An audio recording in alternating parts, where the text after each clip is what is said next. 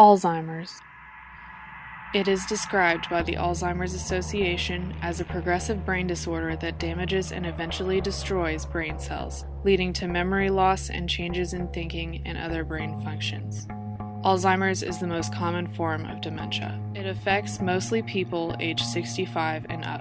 5 million Americans are living with Alzheimer's today, and that number is always rising. The worst part is, there is no cure. Because this disease affects so many, we should all know the symptoms and preventative measures associated with Alzheimer's.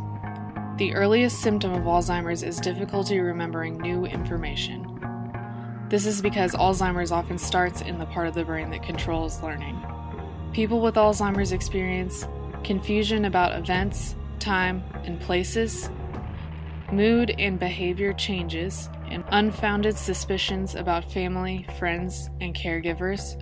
Through regular exercise, good diet, keeping strong social connections as you get older, and keeping mentally active, you can decrease your chances of getting Alzheimer's. For more information, go to alz.org, the official website of the Alzheimer's Association.